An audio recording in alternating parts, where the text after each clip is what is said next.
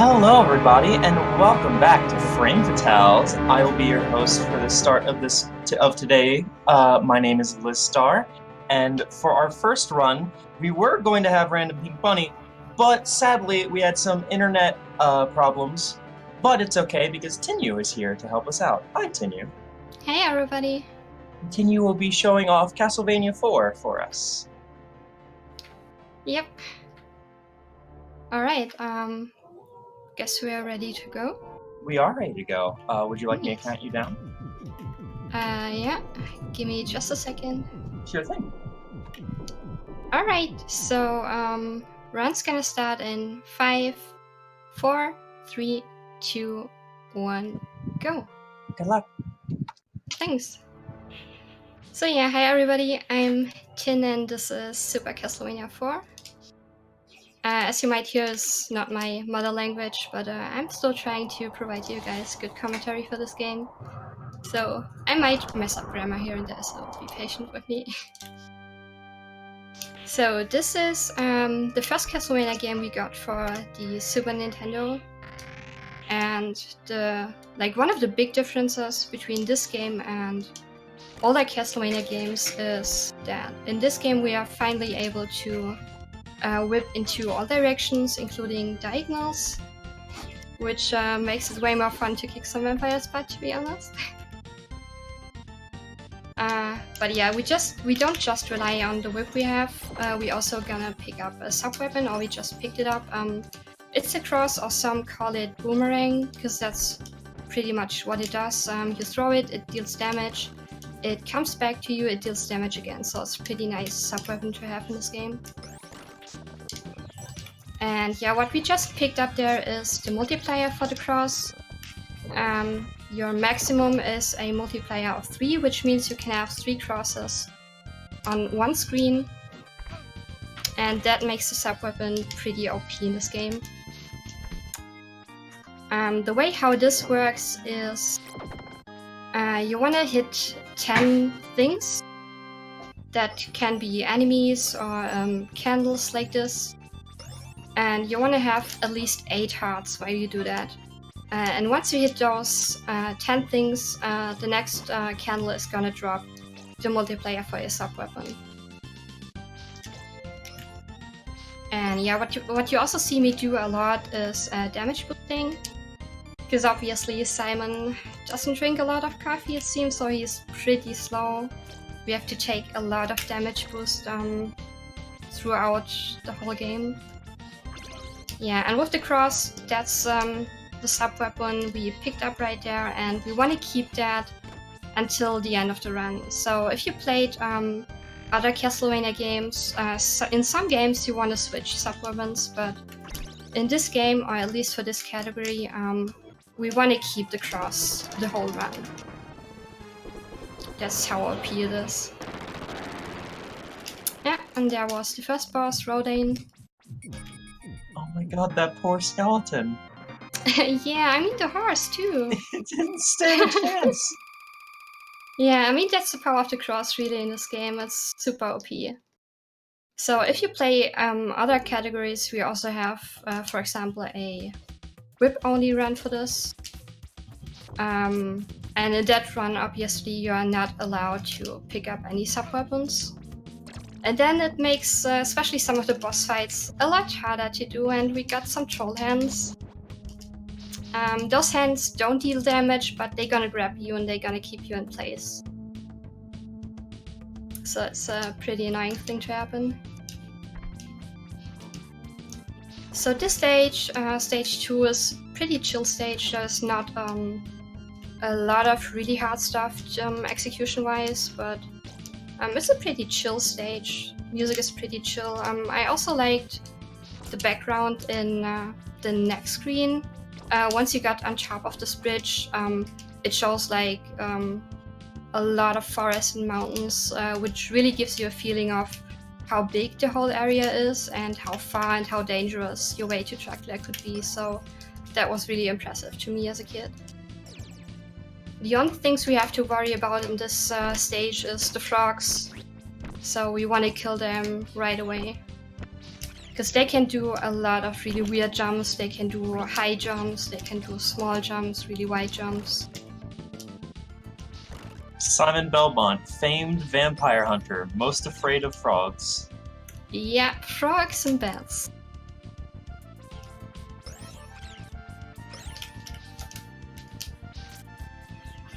So coming up is our first mini-boss, because this stage doesn't have a real boss. We have a boss between both parts of the stage, which is Medusa. And yeah, a bit button mashing and the boss is gone.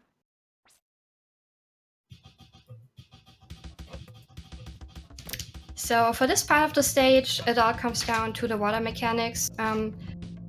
As long as the water goes to the right side, you wanna walk into water and keep your momentum. If it goes the other direction, you wanna try and jump a bit so you don't wanna get slowed down too much.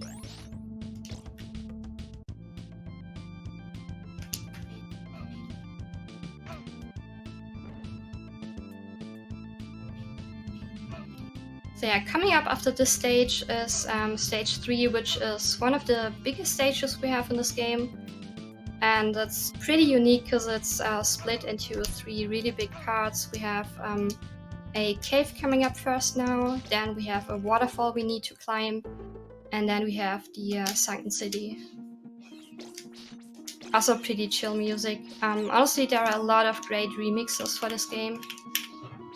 And this game also has a lot of great remixes. The most famous one, Bloody Tears, pretty sure a lot of you guys know that one.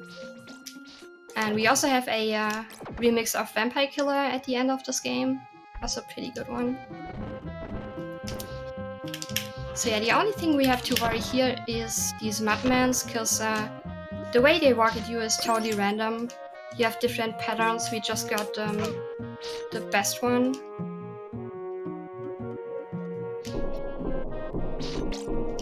But yeah, we don't want to take too much damage. I mean, we already did, we can do some backup strats. Because you don't want to take more than 6 damage to be able to do all the damage boost on the screen. So since we took a bit more, I want to take it safe. Because I want to take 1 damage boost up from this bone dragon coming up, which is gonna be our setup for this ring glitch. We can also do this ring glitch without taking a damage boost from the bone dragon, but if you do it like this, it's the more safer way, because when you take damage from that bone dragon, the game doesn't know if you're part of the background or not, and then for pretty much the rest of the screen you can't take damage. So just in... How does that ring glitch work? So normally you use these rings to swing from one side to the other side. And the ring glitch is we grab that ring in a specific way, pretty much when Simon's head is on top of the ring, which pulls us up on top of the ring. And in this case it skips like 3.5 seconds.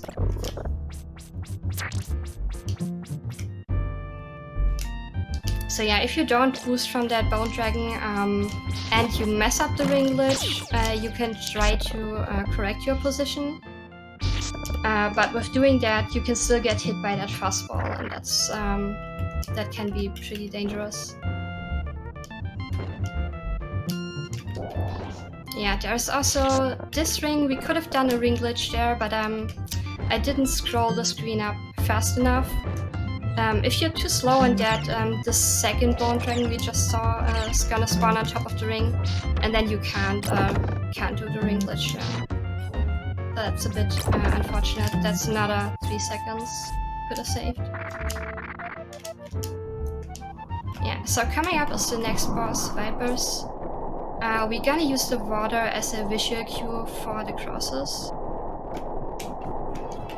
to be able to do a quick kill on that boss. Did jump. Alright. So not the perfect kill I wanted, but still good.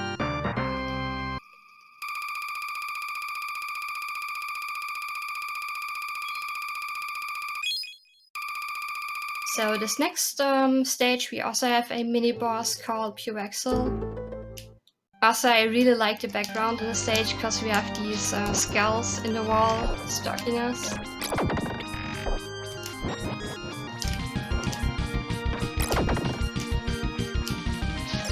We gotta be careful with these green platforms coming up, because when we jump on them, we want to jump again right away. Because if we don't, you can see they flip and then you can just fall off and die. So jump at them, jump again right away, to be safe.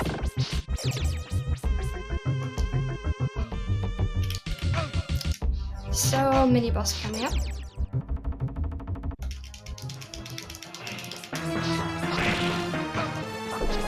Again, the cross is pretty OP, so it's a pretty quick kill there.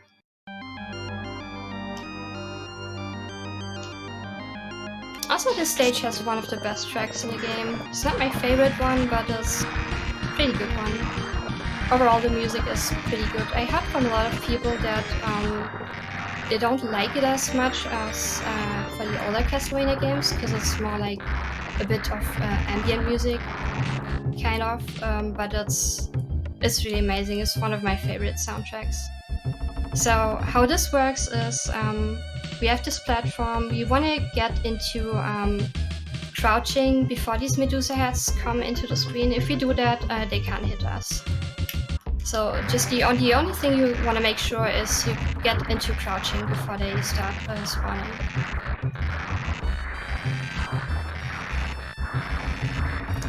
There is also a way to do the ring glitch. In this room you can get on top of this ring and then use crosses to destroy the Medusa heads. That's what we call the swag ring.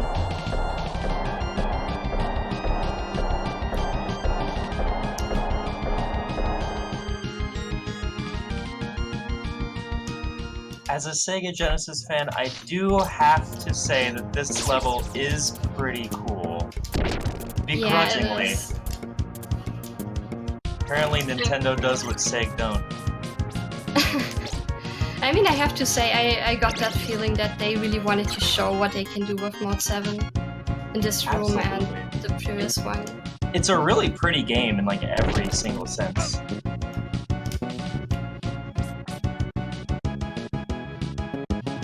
Yeah, so right here we would have the zip was like one of the bigger glitches of this game. I haven't learned it yet, sadly, so I can't show it. But pretty much the way it works is we have a frame window, we can jump onto these platforms and get up. And then we use a bat. We try to limp whip like this and use the bat to get inside the wall. And then go left the wall and out of the wall again, which pushes us like right here. And it saves about 11 seconds. So it's pretty risky because the frame window to do that is pretty small. I think it's 3 frames we have for these jumps before connecting with the bat.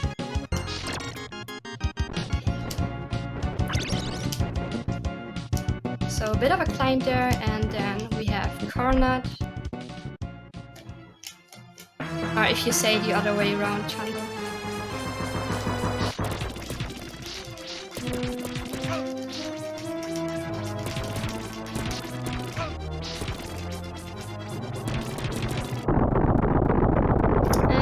Let's see if we get it.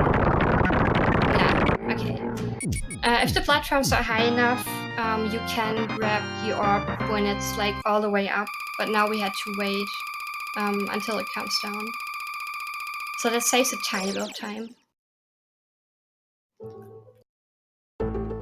And this stage, for some reason, the soundtrack of the stage was my favorite for many years, just because I like the way how the bass build up.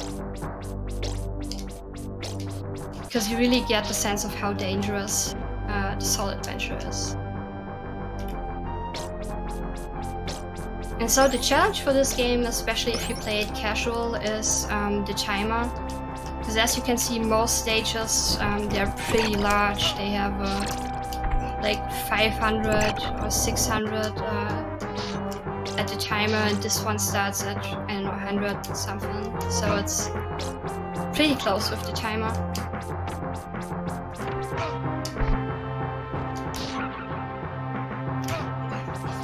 Yeah, and also the way these the way these harpies spawn is totally random.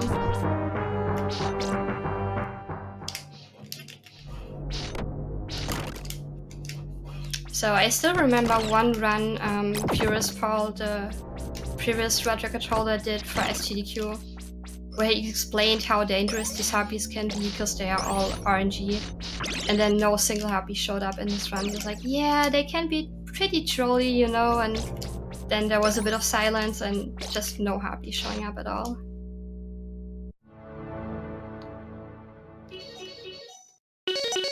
So this stage, stage 6, some of you might have a little deja vu with this stage, because it looks like the beginning of Castlevania 1.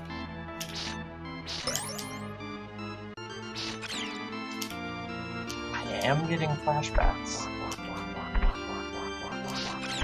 Yeah, that might be because this game is meant as a remake from Castlevania 1 and Vampire Killer, so you might, might find some sections pretty similar.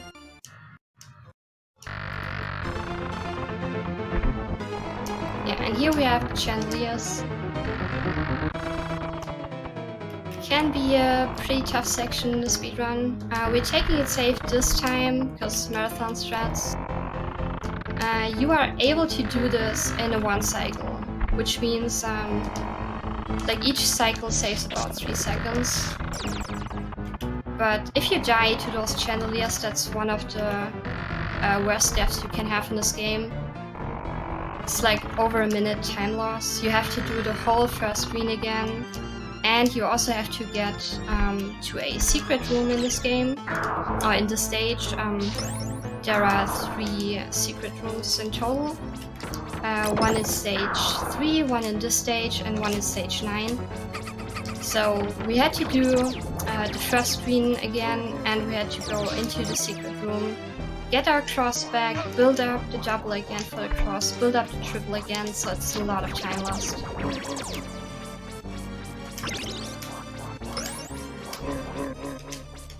What is the world record for this game? 31:29 by Joe D'Amelio right now.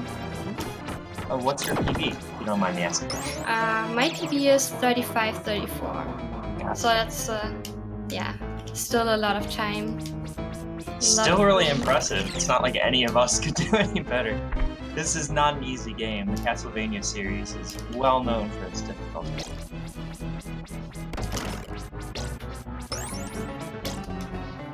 Yeah, I mean, I wasn't really actively running this for 7 months, so I was really glad I got invited for that marathon, so I had to de-rust. Well, you're doing incredibly right now. Oh, Don't you think so, chat? I think she's doing incredibly. Yeah, I mean, just because you said it, I was really scared to come back to this game, because sometimes I feel like the game knows when you're scared. So I was like, I want to come back, but then de-rusting and everything can go wrong in this game. But it's still one of my favorite games of all time.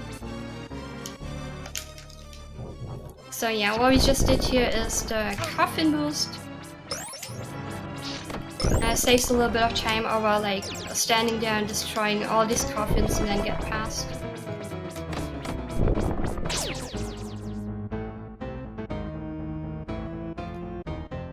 And these dancers you can see in the background, they can be pretty trolly sometimes too. Yeah, I read that wrong.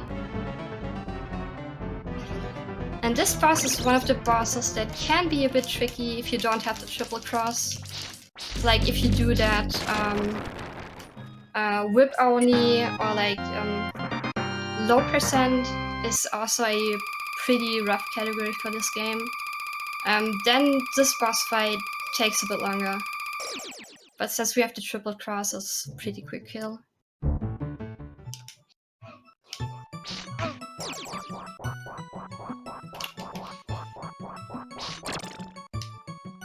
Yeah, music-wise, this is one of my favorite stages. It's the library. I love it. Yeah, it's amazing.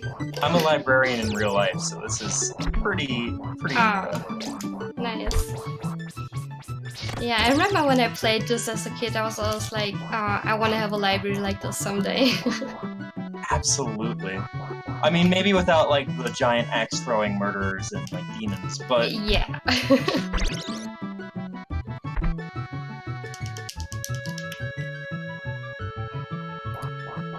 Yeah. Also, stairs in this game, pretty fun. Alright, so we are trying to set up for the book jump. Nice, which also saves about 3 seconds. It's not a really hard trick to do since we have a 7-frame window to do that. It's more like a scary thing, it's mind games, especially for me. If I'm nervous, I can still mess it up. Because for this book jump, if you don't want to wait 1 cycle, you want to stand at the very edge of the book. If you're not far enough, you're not gonna make the jump that I just did. But if you think like, oh, I'm not far enough, I have to move a bit more, then you can just also slip off the book and die. And that's also one screen, one death that is really costly in the game. Because if you die to the book jump, you have 2 options. You can just move on, grab an axe and try to build up double and triple for your axe to do this boss. Or you can walk up the stairs again and die.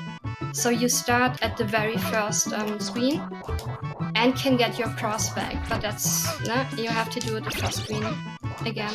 So either way, it's a pretty big time loss. So this boss, Dracula, what we just did is we manipulated his first attack by standing at the very left corner of the screen. If we do that, he should do the axe throw he just did. Somebody in chat asks, are you constantly counting the candles? Or do you like memorize your candles? Yeah, we just memorize the candles pretty much. The only situations where you really have to count your candles is like in case I lose the cross. So I was talking about losing the cross earlier, then you have to build up your double again and your triple for the cross. And if you do that, you want to know if you hit 10 things. So you know once you get your multiplier back.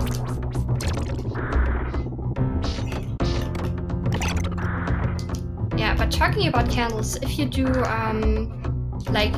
other categories for this game, like whip percent, then you're not allowed to pick up any sub-weapons. So if you do that, you have to know which candles drop sub-weapons. Or if you do low percent, in low percent, that's even harder with memorizing all the candles and stuff. Because low percent means you can't pick up any sub-weapons for this game, and you're also not allowed to pick up any whip upgrades. So you might have seen the ladder whip for a little bit at the start of this game. And low percent means you have to do this whole game with just, that ladder whip you got at the start of the game. So. And then you don't want to hit like any candles that could give you a whip upgrade. And that's a thing, if you start that, it happens pretty often. You want to kill an enemy, you accidentally hit a candle, drops a whip upgrade, runs dead. So, yeah.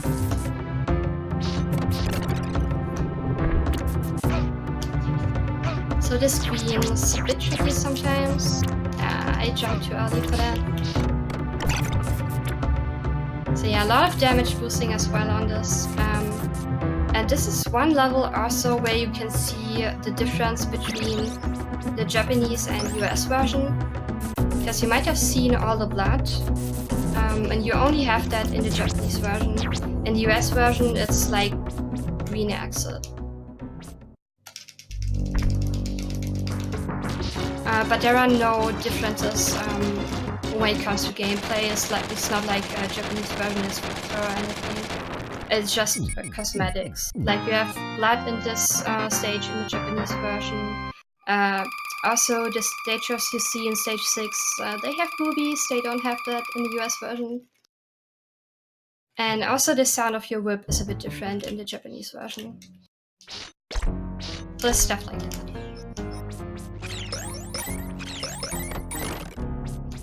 Just aesthetic differences. Yeah. This stage, honestly, one of my favorites, just because the music is so good. But yeah, I've always been like, yeah, you go through the stage like, oh Simon, could you not like rub some money here and there? I mean, it's probably yeah, cursed. Oh yeah. I had to guess. Maybe. You're going to pick up a gold piece and then you suddenly find yourself in a Pirates of the Caribbean movie, and it's just terrible. Oh dang, I would love to do that. Yeah, but the stage is really pretty. You see all the skeletons are golden. And funny thing is, if you pause the game, the ghosts you see in the background, they're still going. So that's a nice little detail.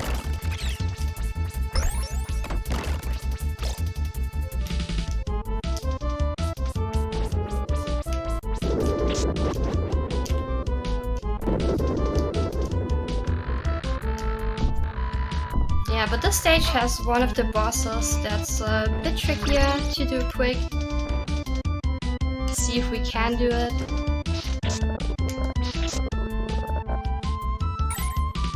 That's the Zeph bed at the end of the stage. And then you only have 2 more stages left, stage A and stage B. And stage A probably the favorite music for most people, because that's the remix of Bloody Tears from CV2. What's your opinion on the rest of the series? Is this your favorite game? Yeah, that's my favorite game by far. Can't help myself. I mean, I grew up with it. I watched my dad play it a lot, and he cursed a lot, and then I decided, hey, I want to play this too. Aww. So yeah, that's the game that I grew up with that got me into speedrunning. But I also played, like, I haven't played all Castlevania games yet, but I want to try as many as I can. And I mean, I like pretty much all of them so far, just a few ones that are maybe not my thing, but... Like 2? Speaking of which? I like 2. Ooh. I mean, I heard a lot of different opinions about it. I know people who really love CV2, I know people that hate CV2. But I was like, okay, I want to play it, I want to build my own opinion, and I enjoyed it. I mean, it's very different, so I don't want to compare it to, like, this game. But it's a lot of fun.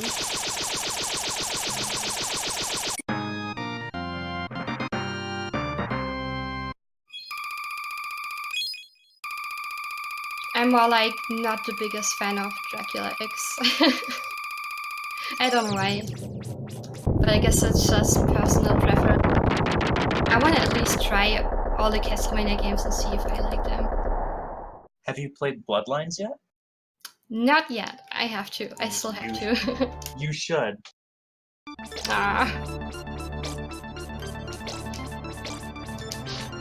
Yeah, so this stage is pretty clear. This music really makes you hype about this stage. Always need a clock tower stick. Yep. I mean, honestly, I like CV2 Bloody Tears a bit more, but it's still a very good remix.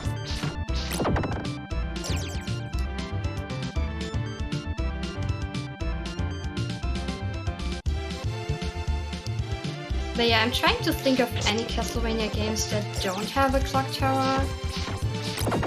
I mean, CV2. Yeah, CV2 is the only one I can think of off the top of my head.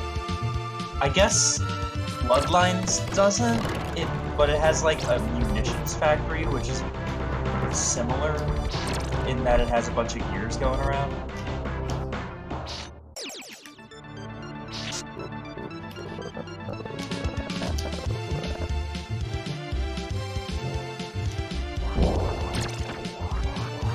Yeah, so those gears can be a bit tricky. We are trying to do at least one part of the fast climb. We could grab this ring early and try to dodge this bone dragon, but I haven't fully learned that yet, so I'm going for a bit more safe strats right here. But we're trying to make the next cycle by wrapping the ring through the ceiling. Let's see if we can make this work.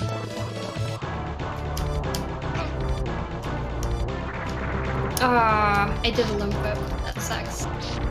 Yeah, you want to jump and hold your whip up so you can grab this ring early. Saves a little bit of time. So this boss coming up right here, the mummy or Agnes. This can be a huge troll if you're doing 3 attempts, because depending on where he spawns, you can get a 1 cycle, and you're not gonna get it. Of course, because he knows it's a marathon. So yeah, if he spawns in the middle, it's really bad, then we're not able to do a 1 cycle. We can do a 1 cycle though if he spawns right there, or he spawns at the very left side of the screen. That's the only spots where we can get a 1 cycle boss fight. So it's not the worst pattern we got for this boss, but yeah, if you do PP attempts and you get a 2 cycle, that can kill your run, depending on how good your time is.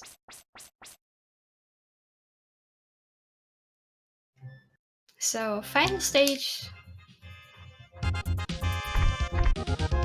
Pretty nice Vampire Killer remix. I really love it.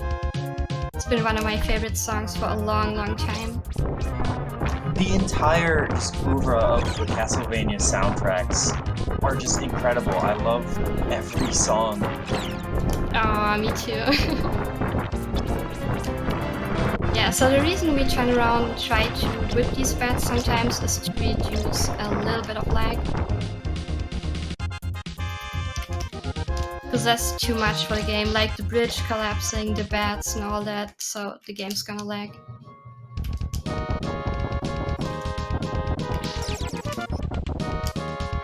I'm a bit sad they changed the music for this one, because I really liked the first half of the stage. But still a good track. So on this screen, if you played that as a kid, I gotta be honest, I got pretty salty on the screen. Because if you don't press up on the stairs, sometimes you just don't make it through. And that's pretty unfortunate, because as you can see, these stairs, they're just gonna get destroyed. And then, once they're gone, you can't get up, you just have to wait or kill yourself.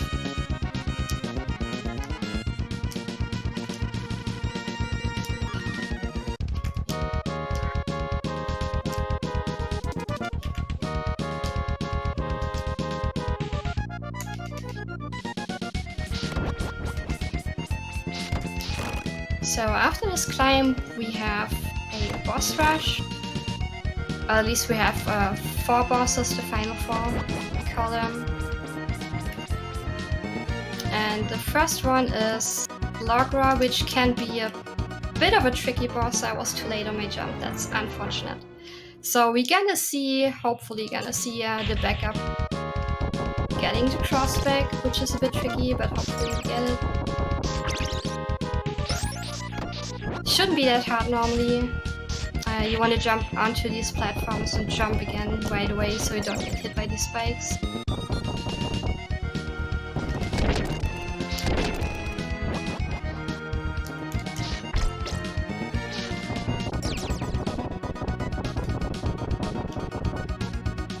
Yeah, but that's a situation I died to a lot as a kid. Because if you don't know you have to jump right away, then you're gonna get hit by these spikes a lot.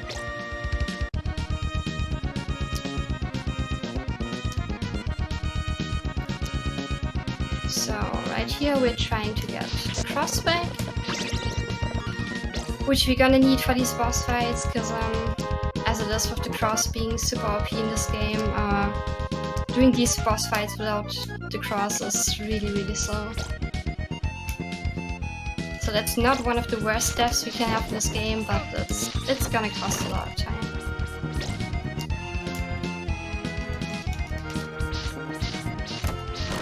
So yeah, we're trying to hit 10 things, candles and enemies to get the double back. And we might not get triple. So we might actually not have enough candles for that.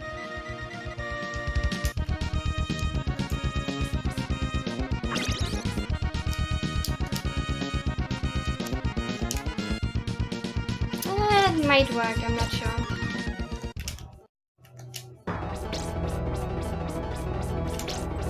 Yeah, alright, we got the triple. We're a bit low on hearts. Normally I want to have about 40 hearts. So we're gonna do this first phase with the whip, just to save some crosses for the second phase. And normally what we want to do is we want to do a setup for a crit on this boss. And we want to try to overlay the crosses so we're gonna deal multiple damage to them.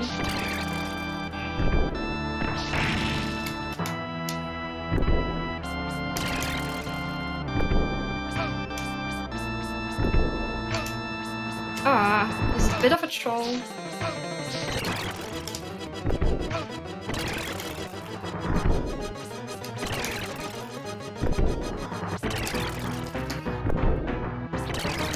And he just killed us. That's super unfortunate.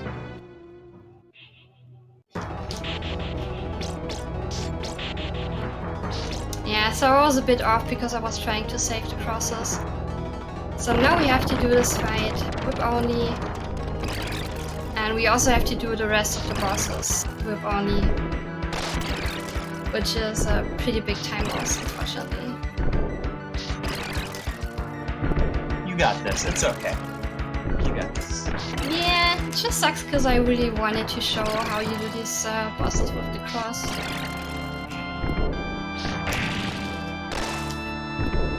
But yeah, there is a little window. Jumping so you don't get hit by his dives. But that's pretty small.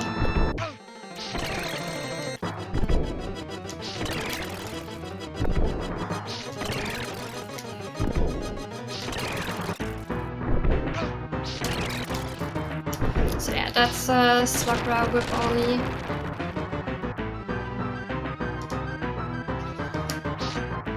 New category, let's go. The good thing is we have a secret right before drag, and we're gonna have to use that because for the drag fight we wanna have the 3 crosses, and we are still pretty low on heart. So the secret is really nice because you can really you can get your triple back, you can get your double back, you can get a full refill on health and crosses and hearts. So yeah, you're all fine after that.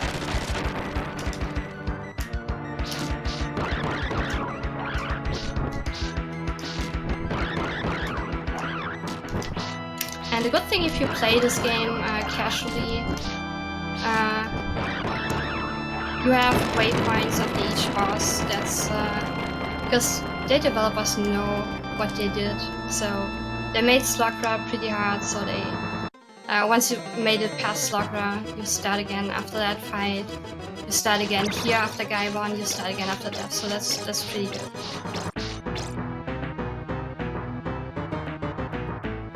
That fight, unfortunately, there's a really nice setup for a quick kill on him.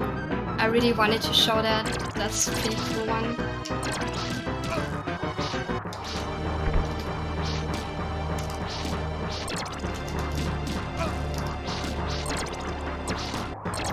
And he doesn't want to get into the corner. Now he wants, yeah, because that's way easier to kill him. Just do some diagonal whips. And death is dead.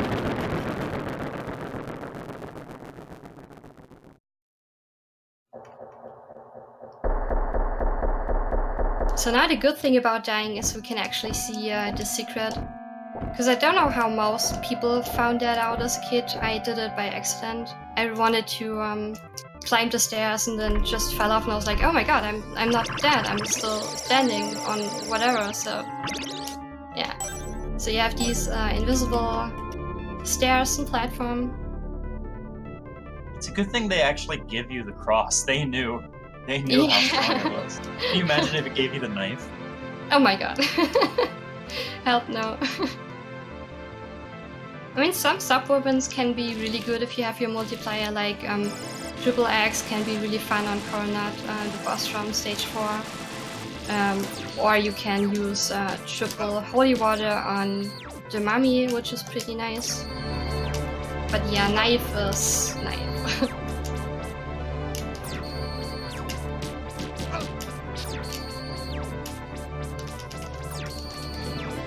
Yeah, and this Dracula fight, one of my favorite Dracula fights, is really epic.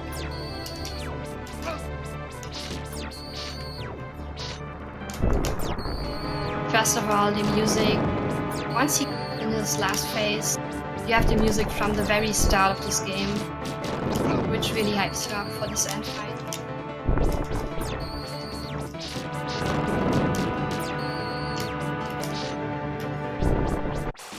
So yeah, we're sitting on 75 hearts thanks to the secret, and we're gonna get to see the last phase of Drag.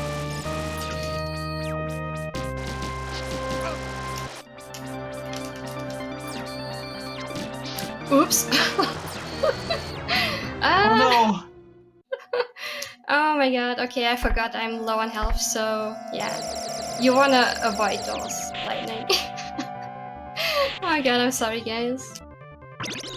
Alright, so we're gonna do this again.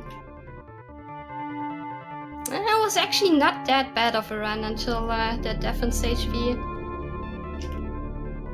But sometimes if you do one mistake in this game, it just adds up. You do more mistakes after that, and sometimes it's really, really bad. I think people who don't speedrun don't realize that. It's just a situation of like, you get a little bit nervous and then you mess something up, you get more nervous, and it just it slides. Wow, troll meat. So normally we have these light balls, these little light balls, they're gonna give us meat for a health refill. But for some reason this one didn't get us any meat, it just stayed on the screen for caused some lag. This is not looking good. Yeah, play like crap right now. Okay, we gonna do it again. You got this. She's got this, right chat? Everyone, hold up your arms, give her a spirit bomb. We got this. Yeah, give me coffee, that mostly helps. Nah, it's like mostly dying to drag is not a thing once you know how to do him. But I guess I'm just not focusing enough because of the nerfs. So normally that's one of the more easier boss if you do the speedrun.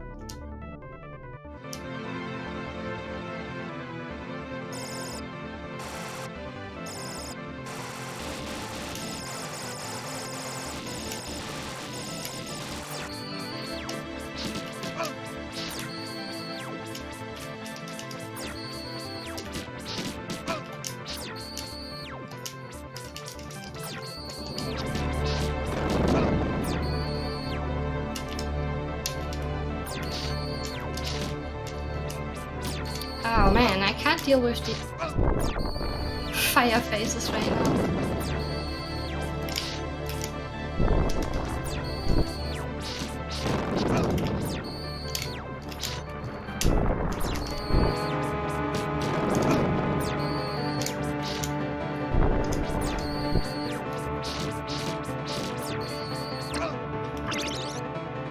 Alright, so final phase again.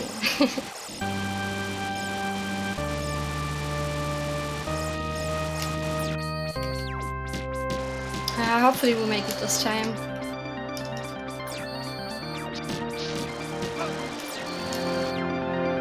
Right, we should be fine, yeah. So messing up on truck is not something I normally do, but I guess I was just very nervous right there.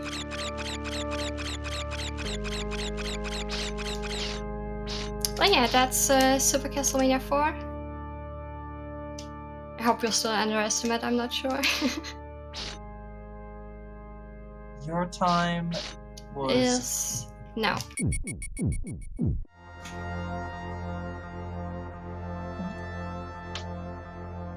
Your time was 44:39.